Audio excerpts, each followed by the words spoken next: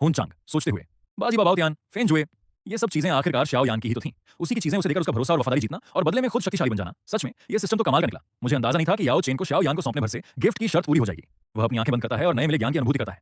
हुन चांग गंभीरता से सोचते हुए, तू शेगुड़ी, ये कोई साधारण नाम नहीं है। डॉची महाद्वीप का आखिरी डॉडी जो कुदरत के एक अनूठे रूप से जन्मा और बाकी सभी हेवनली फ्लेम्स को निगलकर साम्राज्य का सम्राट बना। उनके कीमिया ज्ञान का क्या कहना, गॉड लेवल की वो पहले ही उनकी ताकत का सबूत है। यह गुड़ी का अनुभव सचमुच बेमिसाल है। अब तो मैं भी एक महान एल्केमिस्ट बन चुका हूं। शाओ यान की खौफनाक चीखें गूंजती हैं। कमरे के बाहर शाओ कबीले के कुछ सदस्य घबरा कर खड़े हैं। याओ लाओ कड़क आवाज में डांटते हुए, अरे वो लड़के थोड़ा सहना सीख। क्या तुम्हें 3 साल के समझौते में ना लांग यान को हराना है या नहीं? अगर जीतना चाहते हो तो चुपचाप सहो, थोड़ा और जोर से। शाओ यान दर्द से कराहते हुए, बुप बुजुर्गवार, थोड़ा धीरे। याओ लाओ गर्व से, हाँ सहन शक्ति अच्छी है, सहते रहो, बिल्कुल खरा सोना निकलेगा। पहला सदस्य रोंगटे खड़े होते हुए, अरे यार कोई बैक माउंटेन पर जाकर देखा क्या, वहां चल क्या रहा है? दूसरा सदस्य डरते हुए, पागल है क्या, वहां जाना सख्त मना है, अगर पकड़े गए तो कबीले से बाहर फेंक दिए जाएंगे। तीसरा सदस्य झिकते हुए, लेकिन ये कैसी खौफनाक और दर्दीली आवाजें आ रही हैं, सुनकर ही रोंगटे खड़े हो रहे हैं, कितना दर्दनाक है। पहला सदस्य, मुझे तो यह आवाज जानी पहचानी लग रही है, जैसे शाओ यान भाई की हो। याओ लाओ मुस्कुराते हुए, लो इसमें थोड़ा और सोल नॉरिशिंग लिक्विड मिला देता हूं, इसे पूरा सूखने के बाद थोड़ा और चाबुक से सिकाई होगी। हुन चांग छुटकी लेते हुए, वाह मानना पड़ेगा, हमारे याओ झुन याओ लाओ का ट्रेनिंग देने का तरीका सचमुच बेहद अनोखा और असरदार है। तभी हुन चांग का एक गुप्त संदेशवाहक स्लैश सेवक अचानक प्रकट होता है और घुटनों के बल बैठ जाता है। कबीले का सेवक, मालिक हुन चांग, कबीले से बुलावा आया है। इस साल आप 18 साल के हो चुके हैं और कबीले के सालाना टेस्ट में आपकी मौजूदगी अनिवार्य है। कृपया तुरंत वापस लौटें। हुन चांग ठंडी सांस भरते हुए, हाँ ठीक है मैं आता हूं। सेवक ओझल हो जाता है। शाओ यान अपनी ट्रेनिंग रोककर उदास मन से हुन चांग के पास आता है। शाओ यान चिंता से, बड़े भैया क्या आप मुझे छोड़कर जा रहे हैं? हुन चांग मुस्कुराते हुए, क्या करूं छोटे भाई, मैं एक बड़े और जटिल कबीले में पैदा हुआ हूं, वहां भी ढेरों परेशानियां और नियम है। कबीले का हुक्म आया है तो जाना ही पड़ेगा। अब वापस आने में कितना वक्त लगेगा यह मैं भी नहीं जानता, लेकिन वादा करता हूं जैसे ही मौका मिलेगा तुमसे मिलने जरूर आऊंगा। शाओ यान उदास होकर, आप भी समय तय नहीं बता पा रहे भैया, इस मतलबी दुनिया में मैं गिने चुने लोगों पर ही भरोसा करता हूं और आप उनमें सबसे ऊपर हैं। हुन चांग शाओ यान के कंधे पर हाथ रखते हुए कड़क और गंभीर आवाज में, भविष्य के यानडी, तुम मेरे छोटे भाई हो, मेरे जाने के बाद जी जान लगाकर अपनी ताकत बढ़ाओ। मैं चाहता हूं कि जब भविष्य में मेरा सामना किसी महाशत्रु से हो तो मेरा छोटा भाई मेरे साथ कंधे से कंधा मिलाकर जंग के मैदान में खड़ा रहे। शाओ यान आंखों में चमक और दृढ़ संकल्प के साथ, मैं आपको कभी निराश नहीं करूंगा बड़े भैया, मैं दिन रात एक कर दूंगा। कुछ समय बाद कबीले के अखाड़े में भीड़ जुटी है। कबीले का परीक्षक जोर से घोषणा करता है, परीक्षक अगला शाओ यान। शाओ यान आत्मविश्वास से आगे बढ़ता है और टेस्टिंग स्टोन पर अपना हाथ रखता है। पत्थर में से एक तेज और दिव्य रोशनी चमकती है। कबीले का परीक्षक पत्थर की रीडिंग देखकर स्तब्ध है। पूरे अखाड़े में सन्नाटा छा जाता है और फिर फुसफुसाहट शुरू हो जाती है। कबीले का सदस्य एक, क्या डॉची 8वां स्टेज, क्या मैंने गलत सुना, यंग मास्टर शाओ यान वापस आ गए? गुशोनेर मुस्कुराते हुए गर्व से, शाओ यान भैया सचमुच कमाल के हैं, अगर पिछले 1 साल में इतनी जीत और मेहनत न की होती तो यह मुमकिन नहीं था। अखाड़े से दूर शाओ यान मन ही मन अपनी अंगूठी में मौजूद याओ लाओ से बात करता है।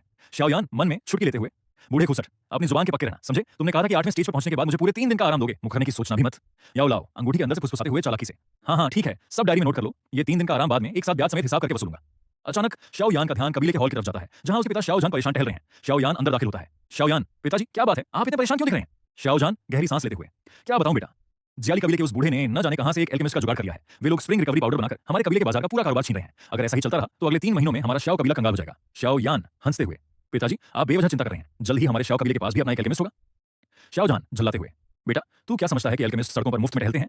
शाओ यान गर्व से छाती ठोकते हुए, क्योंकि वो एल्केमिस्ट मैं ही हूं बड़े भैया। हुन चांग जाने से पहले मेरे लिए एक महान उस्ताद का इंतजाम कर गए हैं। जैसे ही मैं दूसरे लेवल पर पहुंचूंगा तुरंत पिल्स बनाना शुरू करूंगा। शाओ जहान आंखें चौड़ी करके खुशी से, क्या हुन चांग ने ये सब किया? वाह, हुन चांग बेटे ने तो कमाल ही कर दिया। बाजार की सड़क पर शाओ यान और गुशनेर घूम रहे हैं। शाओ यान अपने ख्यालों में खोया हुआ है। गुशनेर मुंह बनाते हुए नाराजगी से, शाओ यान भैया क्या आप थोड़ा ध्यान देंगे, किसी लड़की के साथ शॉपिंग पर आकर ऐसे ख्यालों में खोए रहना बहुत बुरी बात है।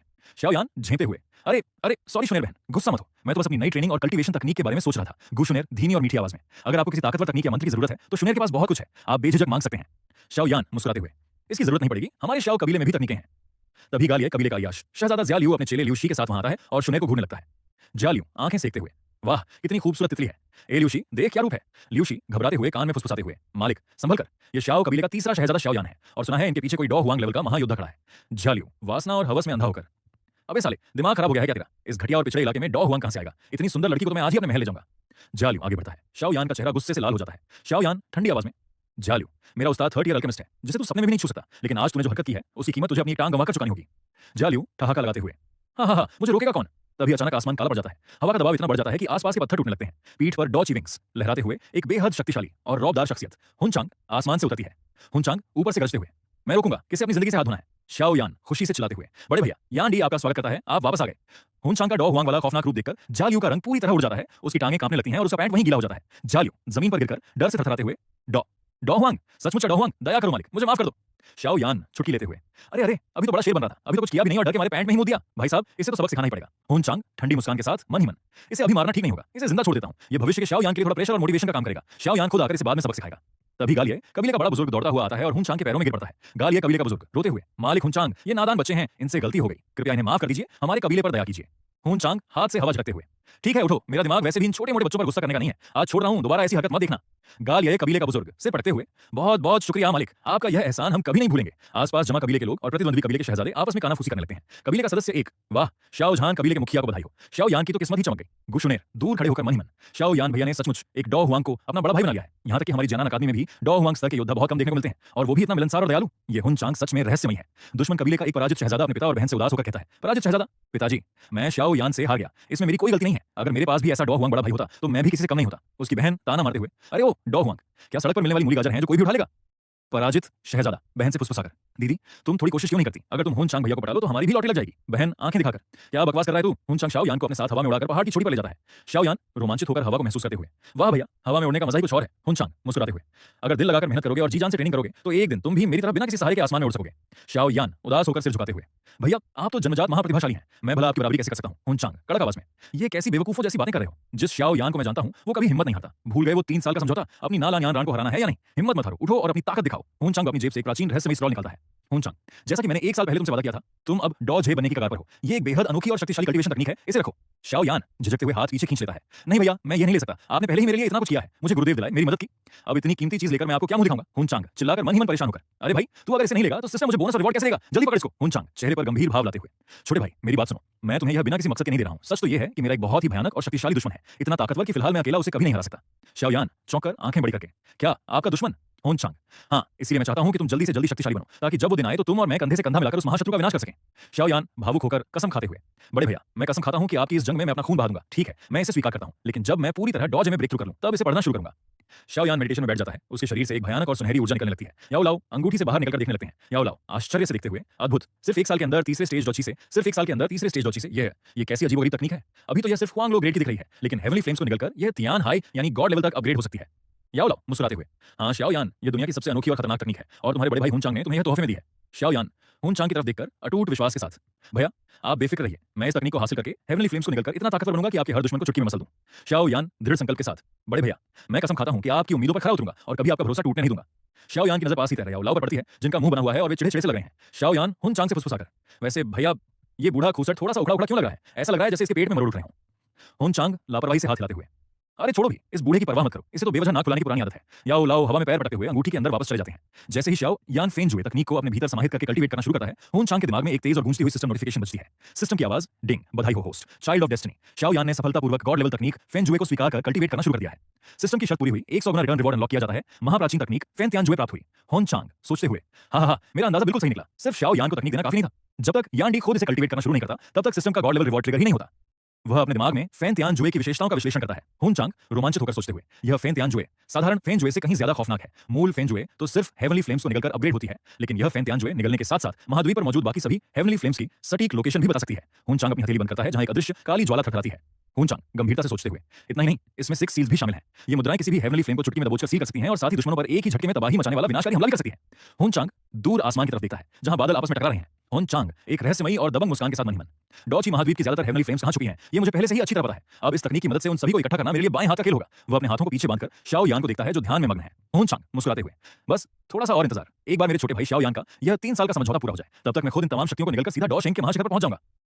मैं शाओ यान के हाथ में टोकन रखते हुए गंभीर आवाज में, शाओ यान इन दोनों जेट टोकन्स को बहुत संभाल कर रखना, इनमें से एक पत्थर से तुम मुझसे सीधे बात कर सकते हो और दूसरा तुम्हारी लोकेशन बताता है। अगर कभी किसी ऐसी मुसीबत में फंस जाओ जिसे खुद न संभाल सको तो तुरंत मुझे याद करना, मैं पलक झपकते ही स्पेस को चीरकर तुम्हारी मदद के लिए पहुंच जाऊंगा, समझे? शाओ यान जेट टोकन कसकर पकड़ते हुए उदास स्वर में, समझ गया भैया, लेकिन क्या आप सचमुच मेरे साथ मैजिकल बीस्ट माउंटेन रेंज नहीं चलेंगे? मैं हंसते हुए उसके कंधे पर थपकी देकर, अरे दफा हो, अगर मैं तेरे साथ घूमता रहा तो तू खुद का मजबूत बनेगा, अपनी ट्रेनिंग पर ध्यान दे। दृश्य बदलता है। शाओ यान के जाने के बाद मैं रेगिस्तानी शहर की एक पुरानी नक्शों की दुकान में अकेला दाखिल होता हूं। दुकान का मालिक एक बूढ़ा रहस्यमयी शख्स हाई बोदों काउंटर पर बैठा नक्शा बना रहा है। मैं दुकान में रखी पुरानी चीजों और नक्शों को देखते हुए मन में, किस्मत का खेल भी अजीब है।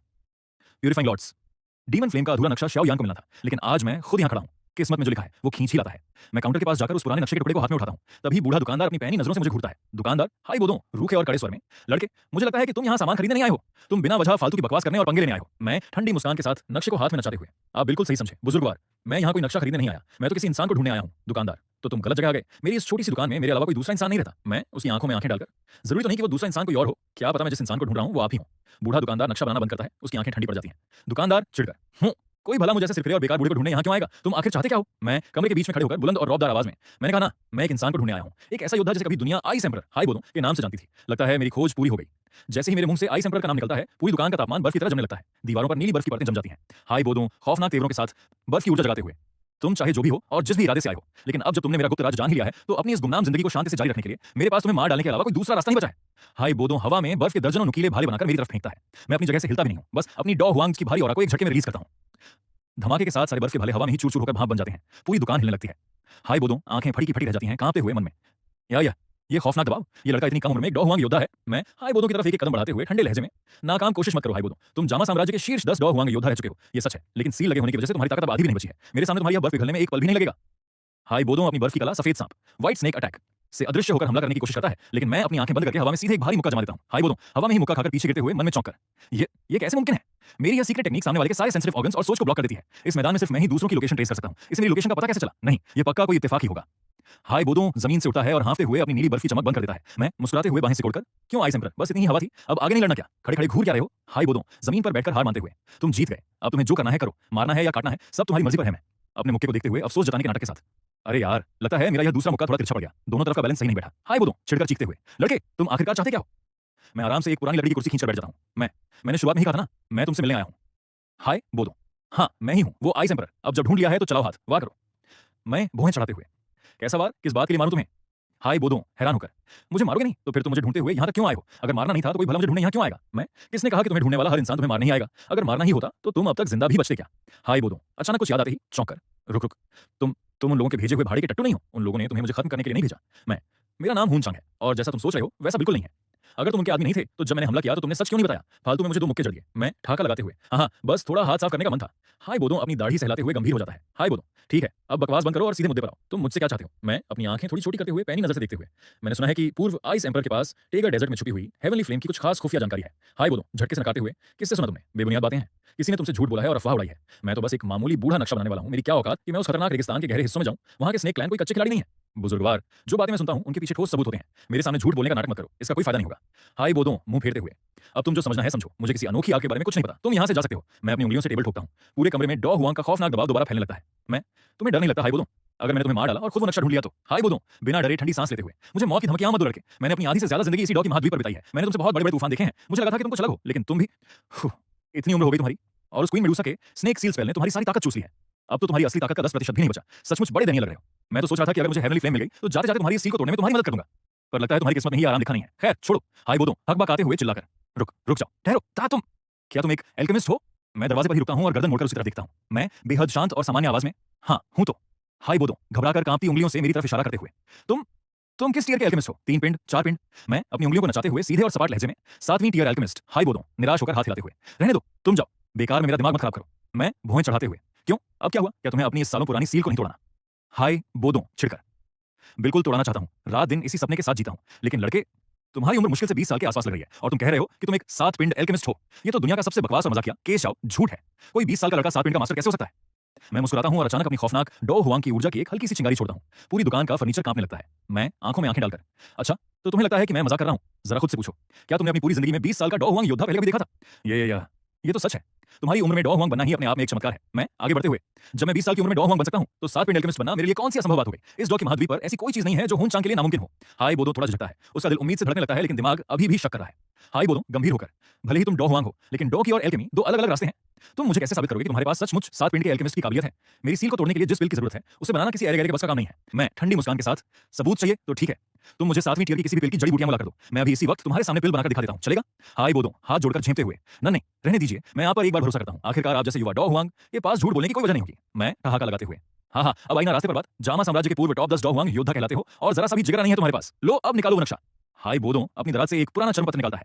हाय बोदो ये टाइगर डेजर्ट का नक्शा है। मेरी खोज के मुताबिक ग्रीन लोटस फ्लेम के होने की सबसे ज्यादा संभावना इन 3 जगहों पर है, लेकिन यह आग किस सटीक जगह पर छुपी है ये ढूंढना आपका काम है। मैं नक्शा संभालते हुए, बहुत बढ़िया, वैसे क्या तुम्हारे मन में कोई और बात भी अटक रही है? जो बोलना है एक सांस में बोल डालो। हाय बोदो दरअसल मुझे एक छोटा सा उपकार और चाहिए। मेरी सील तोड़ने वाली पिल के लिए लगभग सारी जड़ी बूटियां जमा हो चुकी हैं, बस आखिरी चीज किलिंग मंडाला बाकी है। मैं मामूली सी बात है, ये काम हो जाएगा।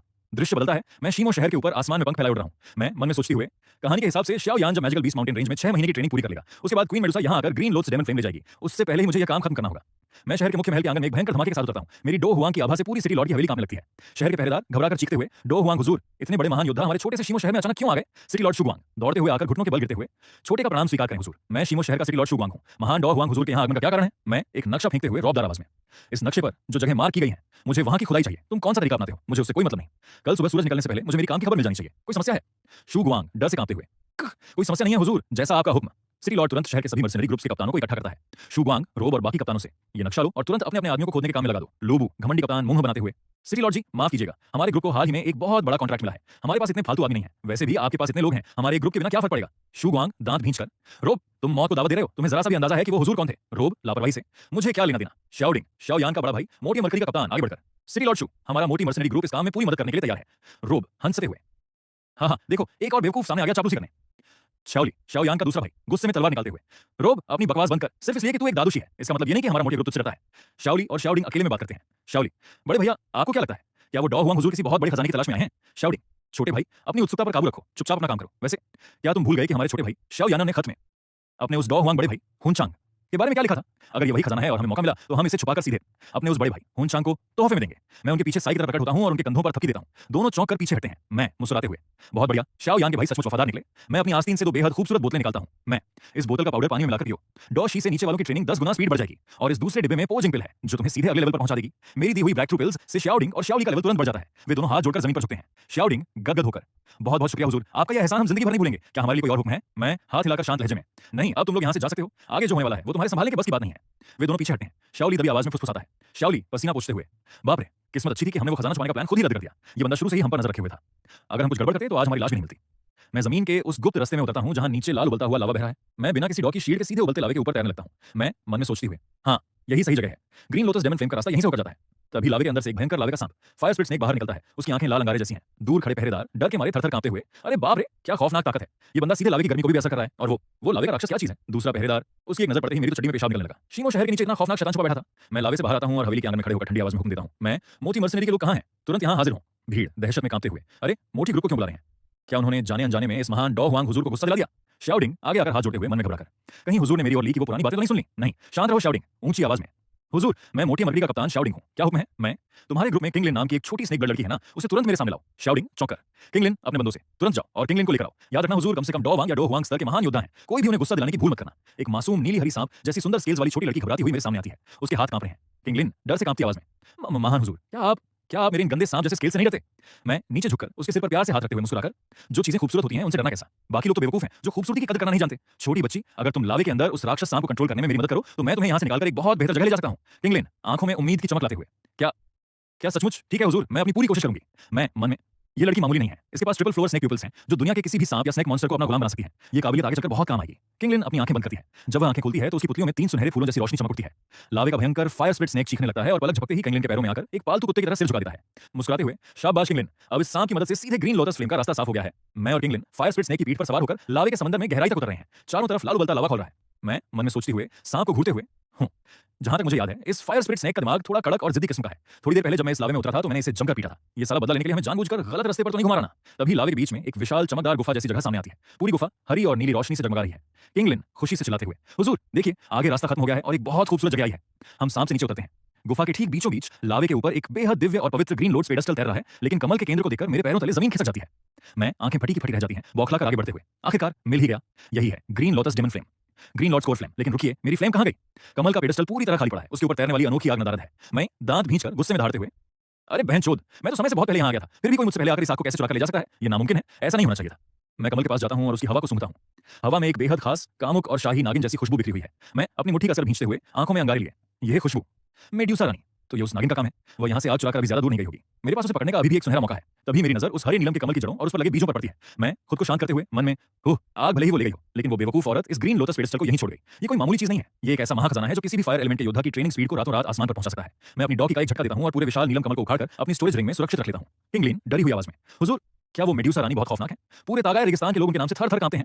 मैं अपनी पीठ पर काले पंख फैलाते हुए एक खौफनाक और शातिर मुस्कान के साथ मैं हवा में तैरते हुए बेहद तेजी से मेड्यूसा रानी का रास्ता रोकता हूं। मेड्यूसा अपने हाथ में ग्रीन लोटस फ्लेम की बोतल कसकर पकड़े हुए है। मैं ठंडी मुस्कान के साथ हवा में तैरते हुए, अगर तुम 6 महीने बाद आती तो शायद पूरी तैयारी के साथ आती, लेकिन इस बार तुम जल्दबाजी में आई हो और लावे की गर्मी से पहले ही जख्मी हो चुकी हो। मेड्यूसा, उस हेवनली फ्लेम को यहीं छोड़कर चली जाओ। मेड्यूसा रानी गर्व से भरी खौफनाक आवाज में, मुझ मेड्यूसा से आग छीनने का सपना देख रहे हो? दिवा स्वप्न देखना बंद करो। जिस आग की रखवाली मैंने 10 सालों तक की है उसे कोई इंसान मुझसे नहीं छीन सका। अगर अपनी जान प्यारी है तो अभी लौट जाओ, वरना आज यहीं तुम्हारी कब्र बनेगी। मैं आगे बढ़ते हुए, धमकियां देना बंद करो, आज ये आग मेरी होकर रहेगी। उस रोब लालच से आंखें मटकाते हुए, सिटी लॉर्ड शू, सुना है उस महान हुजूर ने मोटिए ग्रुप को स्पीड बढ़ाने वाली महाऔषधि दी है। शहर के विकास के लिए अच्छी चीजें आपस में बांटनी चाहिए, हमें भी वो दवा चाहिए। शुगवान गुस्से में, रोब कल तो तुम काम छोड़कर भाग रहे थे, अब किस मुंह से जमा रहे हो? तभी अचानक आसमान काला पड़ जाता है और पूरे शहर में भयंकर लाल नीली ऊर्जा का बवंडर उठने लगता है। रोब आसमान में देखकर हकलाते हुए, ये क्या है? वो तो क्वीन मेडुसा है। वो शीमो शहर में क्या कर रही हैं? लोग दहशत में भागते हुए, अरे बाप रे, मेडुसा आ गई, हम सब मारे जाएंगे। जरूर कल वाले उस घमंडी लड़के ने मेडुसा को गुस्सा दिला दिया होगा, खुद तो मरेगा ही, पूरे शहर को डूबेगा। आसमान में धमाका होता है, लाल और काले रंग की डॉकी की तरंगें मेडुसा के हमलों को हवा में ही उड़ा देती हैं। रोब आसमान की तरफ कान लगाते हुए चौंक कर, रुकना जरा, आसमान से जो आवाज आ रही है वो तो कल वाले उसी हुजूर की है। शाउटिंग आसमान में उड़ते हुन चांग को देखते हुए गर्व से, देखा हमारे बड़े भाई हुन चांग इतने कम उम्र में मेडुसा रानी जैसी डोजोंग स्तर की नागिन से अकेले टकरा रहे हैं और उनका पलड़ा भारी है। आसमान में मैं अपनी 5 स्टार डोहवांग की खौफनाक सोल चेन्स बाहर निकालता हूं, मैं हवा में धारते हुए, मेडुसा अगर तुम अपने पूरे होश और ताकत में होती तो शायद मैं थोड़ा झटकता, लेकिन इस वक्त तुम अंदर ही अंदर इस अनोखी आग के तापमान को दबा रही हो और पुरानी चोटों से जूझ रही हो। तुम मेरा मुकाबला नहीं कर सकती। मेडुसा जख्मी होकर हांफते हुए गुस्से में, बकवास बंद कर इंसान, अगर मैं जख्मी ना होती तो मुझ जैसी महारानी के सामने तेरे जैसा 5 स्टार डोहवांग चींटी की तरह कुचला जाता। मेरी काली सोल चेन्स मेडुसा के चारों तरफ लिपट जाती है। मेडुसा अपनी बची कुची पूरी ताकत लगाकर झटके से उन जंजीरों को तोड़ देती है, लेकिन उसका मुंह खून से भर जाता है। मैं हैरान होकर मन में, वाह, डॉजोंग के करीब पहुंची इस नागिन की शारीरिक ताकत सचमुच काबिले तारीफ है। मेरी सोल चेन्स को झटके में तोड़ दिया। मैं ऊंची आवाज में तंज कसते हुए, एक तरफ ग्रीन लॉर्ड स्कोर फ्लेम का खौफनाक तापमान और दूसरी तरफ मेरे हमले। अगर मैं गलत नहीं हूं मेडुसा, तो तुम अपनी आखिरी लिमिट तक पहुंच चुकी हो। मेडुसा रानी दांत भींचकर स्वाभिमान से, हाँ हूं मैं अपनी लिमिट पर, तो क्या हुआ? मैं भला इसी में है कि वो अनोखी आग मुझे सौंप दो। तागार रेगिस्तान में मुझसे छीनने की कोशिश करना तुम्हारी भूल थी। मेडुसा, तुम कौन होते हो मुझसे ये पूछने वाले? तुम्हें कैसे पता चला कि आग कहां छुपी थी? मैं, वो सब तुम्हारे मतलब की बात नहीं है। वैसे मुझे याद है कि मेडुसा रानी कभी इतनी बातें नहीं करती। अगर मेरा अंदाजा सही है तो तुम सिर्फ वक्त बर्बाद टाइम पास कर रही थी ताकि तुम्हारे मददगार आ सकें। मेडुसा मुस्कुराते हुए, पकड़ लिया तुमने, लेकिन थोड़ा देर कर दी। आसमान में दो तेज रोशनी के साथ स्नेक कबीले की दो शक्तिशाली जनरल्स यूएमई और हुआशे प्रकट होती हैं। यूएमई वो हुआशे झुककर, महारानी आपकी तबीयत कैसी है? मेडुसा राहत की सांस लेते हुए, मैं ठीक हूं, इसने मेरा पूरे रास्ते पीछा किया है, इसकी डॉकी भी लगभग खत्म हो चुकी है, दोनों मिलकर इसे जिंदा पकड़ लो। यूएमई हुन चांग को देखकर आंख मारते हुए, ओहो कितना हैंडसम और नौजवान लड़का है, लेकिन हैंडसम लड़के तुम एक डॉ हुआंग हो, संभल कर वरना जान से जाओगे। मैं हाथ बांधकर बेफिक्र अंदाज में, तुम लोग मुझे शुरुआत से रेगिस्तान के गहरे हिस्सों में घेरने का नाटक कर रही थी, मुझे सब पता था, अब नाटक बंद करो और हमला करो। मैं अपनी डॉ हुआंग की पूरी ताकत का एक झटके में विस्फोट करता हूं। काली ऊर्जा के बवंडर से दोनों जनरल्स पीछे गिरती हैं। मैं सीधे मेडुसा के पास पहुंचकर उसके हाथ से ग्रीन लॉर्ड्स डेमन फ्लेम की बोतल छीन लेता हूं। मेडुसा हैरान होकर चीखते हुए, नहीं ये आग मेरी 10 सालों की तपस्या है, इसे मत छुओ। मैं बोतल को हाथ में संभालते हुए गंभीरता से, शांत हो जाओ मेडुसा, मुझे पता है कि तुम इस अनोखी आग का इस्तेमाल खुद को इवॉल्व करके डॉजोंग बनने के लिए करना चाहती हो। बेफिक्र रहो, जब मेरा काम खत्म हो जाएगा तो मैं खुद तुम्हारी बॉडी को इवॉल्व करने में तुम्हारी मदद करने आऊंगा। मेडुसा अविश्वास से, तो तुम मेरी मदद क्यों करोगे? मैं शातिर मुस्कान के साथ, क्योंकि भविष्य में मुझे तुमसे एक बहुत बड़ा काम हेल्प चाहिए होगा, इसलिए ये सौदा याद रखना। मेडुसा और उसके जनरल से जाने के बाद हुन कबीले का एक गुप्त साया हॉल का दूत मेरे सामने घुटनों के बल बैठता है। दूत, युवा मालिक हुन चांग को प्रणाम। मैं, ठीक है, तुम वापस कबीले की ब्रांच में लौटो, आग मेरे हाथ लग चुकी है, और हाँ आज यहाँ जो कुछ भी हुआ अगर किसी ने कबीले में खबर लिखी तो अंजाम जानते हो। दूत कांपते हुए, गुलाम की इतनी हिम्मत कहां मालिक? दृश्य बदलता है, शीमो शहर के मोटी मर्सनरी के ठिकाने पर रोब अपने गुंडों के साथ पहुंचता है। शाउटिंग गुस्से में, रोब हमारे मोटी ग्रुप में तुम्हारा स्वागत नहीं है, तुरंत यहां से बाहर निकलो। रोब ठाका लगाते हुए, हाँ मजाक अच्छा है, पूरे शीमो शहर में कोई ऐसी जगह है जहां रोब बिना इजाजत के न जा सके? शाउटिंग ज्यादा तेवर मत दिखाओ, आओ मेरे साथ दो हाथ कर लो, अगर हार गए तो खामोशी से अपना आधा इलाका मेरे नाम कर देना, वरना याद रखना तुम्हारे बंदे अगर शहर के बाहर कदम रखेंगे तो कोई एक्सीडेंट हो जाए तो मुझसे मत कहना। शाउटिंग तलवार निकालते हुए कड़े लहजे में, रोब अपनी औकात में रहो, सिर्फ इसलिए कि तुम एक दाड़ोशी हो इसका मतलब ये नहीं कि हम तुमसे डर जाएंगे। रोब शाउटिंग को धमका ही रहा होता है कि तभी किंगलिन अपने नए फायर स्प्लिट स्नेक के साथ बाहर आती है। सांप को देखकर रोब और उसके गुंडों के पैंट में पेशाब निकल जाता है। किंगलिन सांप के सिर पर हाथ फेरते हुए मासूमियत से, अरे रोब कप्तान डरिए मत, डराइए मत, ये छोटा फायर स्नेक मेरा नया दोस्त है, ये बहुत सीधा है, बिना वजह किसी को नहीं काटता। शाउटिंग राहत की सांस लेते हुए मुस्कुराकर, क्या ये खौफनाक राक्षस सांप भी उस महान हुजूर हुन चांग ने तुम्हें दिया है? किंगलिन, जी बड़े कप्तान, अब अगर ये रोब दादा ज्यादा नाटक करें तो क्या मैं अपने इस छोटे दोस्त को थोड़ा रंग दिखाने के लिए कहूं? रोब और उसके आदमी डर के मारे हाथ जोड़कर घुटनों पर गिर जाते हैं और दुम दबाकर भाग निकलते हैं। मैं अपने कमरे में ग्रीन लोड्स स्कोर फ्लेम की बोतल को हाथ में नचा रहा हूं। मैं मन में शातिर मुस्कान के साथ सोचती हुए, ग्रीन लोड्स फ्लेम तो मेरे हाथ लग चुकी है, अब वक्त आ गया है दूसरी हेवनली फ्लेम पर हाथ साफ करने का। अगर ये दोनों आग एक साथ शाओ यांग को पैक करके दे दी जाए तो सोचो ये सिस्टम मुझे कितना बड़ा और रिवॉर्ड मल्टीप्लायर देगा। मैं दिमाग में महाद्वीप की अलग अलग आगों का हिसाब लगाने लगता हूं। मैं मन में विश्लेषण करते हुए, अगर असंभव आगों को छोड़ दें, जैसे मेरे हुन कबीले की निहिलिटी डिवोरिंग फ्लेम, या याओ लाओ की बोन चिलिंग फ्लेम, या फिर बुश शूनेर की गोल्डन एम्पर फ्लेम, तो अब कौन सी आग बची? मैं आगे सोचते हुए, एक है जियानान एकेडमी की फॉलिंग हार्ट फ्लेम, लेकिन जियानान एकेडमी का इलाका बहुत पेचीदा है, वहां कबीले के ज्यादा ताकतवर बंदों को नहीं भेजा जा सकता, वरना एकेडमी के वो पुराने ओल्ड मॉन्स्टर्स और उनका गायब डॉ शेंगडिंग तुरंत भांप लेंगे, और उसके ठीक नीचे तू शेगुडी की गुफा भी है। अचानक मेरे दिमाग में एक बिजली कड़कती है। मैं छुटकी बजाते हुए एक खौफनाक मुस्कान के साथ, अरे हाँ मैं उस गद्दार को कैसे भूल गया? हान फेंक, याओ लाओ का वो गद्दार चला, उसके पास हेवनली फ्लेम लिस्ट में 15वें नंबर की आग सी हार्ट फ्लेम है। तभी कमरे के अंधेरे से दो खौफनाक काली आत्माओं के साए प्रकट होते हैं। ये हुन के शक्तिशाली संरक्षक हैं, प्रोटेक्टर वू और प्रोटेक्टर शुआन। सेवक बाहर से, मालिक कबीले के प्रोटेक्टर वू और प्रोटेक्टर शुआन आपके वापस आने की खबर सुनकर खास तौर पर आपसे मिलने आए हैं। मैं, उन्हें अंदर आने दो। प्रोटेक्टर वू शुआन झुककर सम्मान से, प्रोटेक्टर वो स्लैश शुआन का युवा मालिक हुन चांग को प्रणाम। मैं हाथ उठाकर, उठो शुआन प्रोटेक्टर, मैंने सुना है कि तुम्हारी उस हान फेंक नाम के एल्केमिस्ट से काफी अच्छी जान पहचान है। प्रोटेक्टर शुआन, जी मालिक, हान फेंक का हमारे हॉल ऑफ सोल्स के साथ गुप्त लेन देन का रिश्ता है, उसकी एल्केमी का लेवल भी काफी बेहतरीन है, इसलिए मेरी उससे बात होती रहती है। मैं अपनी कुर्सी पर थोड़ा आगे झुकता हूं, आंखों में एक शातिर शिकारी जैसी चमक है। मैं, क्या तुम उस हान फेंक को एक बार मेरे सामने ला सकते हो? मुझे उस महान एल्केमिस्ट से मिलने की थोड़ी बेताबी है। अगर मालिक, प्रोटेक्टर शुआन वापस आ गए हैं और उनके साथ एक बहुत ही रहस्यमय आदमी भी आया है। हान फेंक माथे पर बल डालते हुए शुआन से, प्रोटेक्टर शुआन, अब तो मुझे बता दीजिए कि आप मुझे इतनी दूर इस अनजान जगह पर क्यों लाए हैं, और जहां तक मुझे याद है इस इलाके का हॉल ऑफ सोल्स का इंचार्ज तो हाल ही में बदला है ना, वो नया मालिक मुझसे क्यों मिलना चाहता है? मेरी तो उनसे कोई पुरानी जान पहचान भी नहीं है। प्रोटेक्टर शुआन ठंडे लहजे में, ज्यादा सवाल मत पूछो हान फेंक, मालिक ने तुम्हें बुलाया है, चुपचाप अंदर चलो। हॉल के ऊंचे सिंहासन पर मैं हुन चांग बेहद शान से बैठा हूं। मेरी आंखों में एक खतरनाक शिकारी की चमक है। हान फेंक और शुआन हॉल में दाखिल होते हैं। प्रोटेक्टर शुआन झुककर शुआन का मालिक हुन चांग को प्रणाम। हान फेंक हाथ जोड़कर झूठी मुस्कान के साथ झुकाव दिखाते हुए याओ होंग। हान फेंक का महान मालिक को प्रणाम। मुझे प्रोटेक्टर शुआन से पता चला कि हुजूर खुद एक बहुत बड़े अल्केमिस्ट हैं। मैं बहुत जल्दबाजी में आया हूं, इसलिए कोई बड़ा तोहफा नहीं ला सका। ये एक छोटी सी भेंट है, उम्मीद है हुजूर इसे स्वीकार करेंगे। मैं बिना तोहफे की तरफ देखे सपाट आवाज में, तोहफे की कोई जरूरत नहीं है, उठो। दरअसल तुम्हें यहां बुलाने का एक खास मकसद है और मुझे इसमें तुम्हारा पूरा सहयोग चाहिए।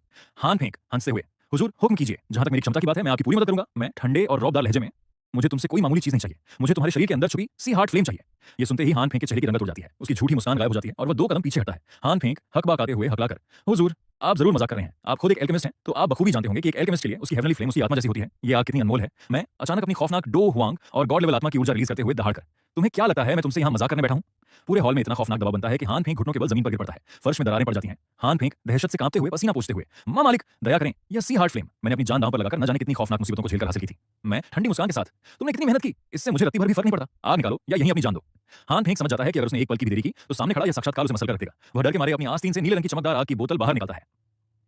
हान फेंक दोनों हाथों से बोतल आगे बढ़ाते हुए रोती हुई आवाज में, मालिक यह रही मेरी सी हार्ट फ्लेम, कृपया मेरी जान बख्श दीजिए। मैं आग की बोतल अपने हाथ में लेते हुए, बहुत बढ़िया, अब तुम अपनी यह मनहूस सूरत लेकर यहां से दफा हो सकते हो। हान फेंक जमीन पर माथा टेकते हुए, शुक्रिया मालिक, आपकी इस दया का शुक्रिया। हान फेंक पागल कुत्तों की तरह उल्टे पैर भाग निकलता है। प्रोटेक्टर शुआन, मालिक क्या मुझे गुप्त रूप से जाकर उस हान फेंक को रास्ते से हटा देना चाहिए? ब्लैक कॉर्नर रीजन में उसका ब्लैक अलायंस नाम का एक बड़ा नेटवर्क है। अगर उसने बाहर जाकर कुछ बकवास की, मैं हाथ उठाकर शांत कराते हुए, जरूरत नहीं है, एक गीदड़ के भौंकने से शेर को फर्क नहीं पड़ता। वैसे भी आज तुमने जो काम किया है उससे मैं बहुत खुश हूं। जब मैं कबीले वापस लौटूंगा तो बड़े एल्डर्स के सामने तुम्हारे प्रमोशन की सिफारिश जरूर करूंगा। प्रोटेक्टर शुआन गदगद होकर घुटनों के बल गिरते हुए, मालिक के लिए काम करना ही मेरा सबसे बड़ा धर्म है। मैं अपने हाथ में तैरती उस खूबसूरत नीली सी हार्ट फ्लेम को देखते हुए मन में शातिर मुस्कान के साथ, हाँ, ग्रीन लोटस फ्लेम और अब यह 15वें नंबर की सी हार्ट फ्लेम, दो हेवनली फ्लेम्स अब मेरे हाथ में हैं। जब ये दोनों आग मैं अपने छोटे भाई शाओ यान को दूंगा तो देखना ये सिस्टम मुझे किस गॉड लेवल का रिवॉर्ड थमाता है। मैं मन में शातिर मुस्कान के साथ सोचते हुए, हान फेंक जैसा गीदड़ मेरे सामने भला क्या तूफान खड्डा कर सकता है? मेरे पीछे साक्षात खून कबीला खड्डा है। अगर मुझे इस बात का डर न होता कि कहानी का प्लॉट बहुत तेजी से बदल जाएगा और शाओ यान के लिए चुनौतियां खत्म हो जाएंगी, तो हान फेंक को जान से मारना मेरे लिए बस चुटकी बजाने का खेल था। मैं अपने छोटे भाई शाओ यान की तस्वीर दिमाग में लाता हूं, मैं मुस्कुराते हुए मन में, मेरे पास तो अपना शाओ यान है। एक बार जब क्लाउड मिस्ट सेट और नालाम यानरा के साथ अपना 3 ईयर एग्रीमेंट निकाले तो इस गद्दार हान फेंक का काम तमाम करने का काम मैं सीधे उसी को सौंप दूंगा। आखिर युवा लड़का है, जिंदगी में ज्यादा आराम नहीं मिलना चाहिए वरना कुंद पड़ दिया जाएगा। दृश्य बदलता है, मैं शीमो शहर के मोटी मरकरी ग्रुप के ठिकाने पर पहुंचता हूं। मैं आगे बढ़ते हुए किंगलिन की तरफ देखकर प्यार से, छोटी बच्ची किंगलिन, जैसा कि मैंने तुमसे वादा किया था, मैं तुम्हें यहां से एक बेहतर जगह ले जाने के लिए वापस आ गया हूं। क्या तुम मेरे साथ चलने के लिए तैयार हो? किंगलिन मासूमियत से, हुजूर बड़े कप्तान और उपकप्तान मेरे साथ बहुत अच्छा व्यवहार करते हैं, क्या मैं यहीं रुककर उनकी रक्षा कर सकती हूँ? मैं मन में सोचती हुए हूँ, मूल कहानी के हिसाब से जल्द ही हेवन सर्पेंट पैविलियन के लोग इसे लेने आएंगे। वही जगह इसके स्नेक आइस के विकास के लिए सबसे बेहतर होगी। मैं मुस्कुराते हुए एक जेट टोकन निकालते हुए, ठीक है, यह एक स्पेस जेट टोकन है, जब भी कोई बड़ी मुसीबत आए इसे तुरंत तोड़ देना, मैं सीधे यहाँ पर कट हो जाऊंगा। ये दो हुआन ग्रेट डोज हिल्स और जख्मों को ठीक करने वाली पिल्स हैं, इन्हें रखो और किंगलिन का ख्याल रखना। शाओ डिंग व शाओली झुककर मन में गदगद होकर, आपका बहुत बहुत शुक्रिया हुजूर। क्या यह महान हुजूर ही हमारे छोटे भाई शाओ यान के वो जाबाज बड़े भाई हैं? दृश्य बदलता है, मैजिकल बीस्ट माउंटेन रेंज की गुफाओं के ऊपर मैं उड़ रहा हूं। तभी 6 स्टार राक्षस अमेथिस्ट विंग लॉयन किंग लावे जैसी आग उगलते हुए बाहर निकलता है। लॉयन किंग भयंकर गर्जना के साथ, इंसान तुम्हारी हिम्मत कैसे हुई मेरे इलाके में घुसने की? क्या तुम इंसानों ने मुझे कमजोर समझ रखा है? एक जाता है तो दूसरा चलाता है। मैं ऊपते हुए हवा में हाथ नचाते हुए, अरे यार फालतू में बकवास मत कर, मैं यहाँ सिर्फ किसी को ढूंढने आया हूँ, मुझे तेरे उस अमेथिस्ट क्रिस्टल में कोई दिलचस्पी नहीं है, चुपचाप रास्ता छोड़ दे। लॉयन किंग दहाड़ते हुए, तुम मुझे क्या बेवकूफ समझते हो? मैंने अभी क्रिस्टल का नाम ही नहीं लिया था और तुमने खुद बोल दिया। तुम पक्का उसी औरत युंजी के साथी हो, मरण के लिए तैयार हो जाओ। लॉयन किंग अपनी बैंगनी आग से हमला करता है। मैं अपनी जगह से बिना हिले अपनी खौफनाक सोल पावर छोड़ता हूँ। भयंकर धमाके के साथ लॉयन किंग की आग गायब हो जाती है और वह जमीन पर धड़ाम से गिर पड़ता है। लॉयन किंग दर्द से कराहते हुए, थर-थर कांपते हुए, अरे बाप रे, यह कौन सी ताकत है हुजूर? मेरी आंखें अंधी थीं जो मैं आपको पहचान न सका, मुझे माफ कर दीजिए, मुझे बख्श दीजिए। तभी झाड़ियों में से एक नंगा धड़ंगा शाओ यान दौड़ता हुआ बाहर आता है। शाओ यान हैरान होकर चिल्लाते हुए, अरे बड़े भैया हुन चांग, आप यहाँ क्या कर रहे हैं? शाओ यान लॉयन किंग को जमीन पर गिड़गिड़ाते देखकर आंखें फाड़ लेता है। शाओ यान, ओ तेरी, ये तो वही भयंकर लॉयन किंग है। भैया आपने तो इसे सीधे जमीन पर चटका दिया, आप तो सचमुच गॉड हो। मैं शाओ यान को सिर से पैर तक देखते हुए हंसकर, अरे शाओ यान, तू इस हालत में बिना कपड़ों के माउंटेन में क्या नग्न प्रदर्शन कर रहा है भाई? शाओ यान झेंपते हुए गुफा की तरफ इशारा करके, सब इस खूसट बूढ़े याओ लाओ की गलती है। कह रहा था कि मेरी बॉडी को मजबूत बनाने के लिए मुझे झरने के नीचे खड़े होकर ट्रेनिंग करनी होगी। पानी के बहाव से कपड़े फट रहे थे तो मैंने सारे कपड़े उतार ही दिए।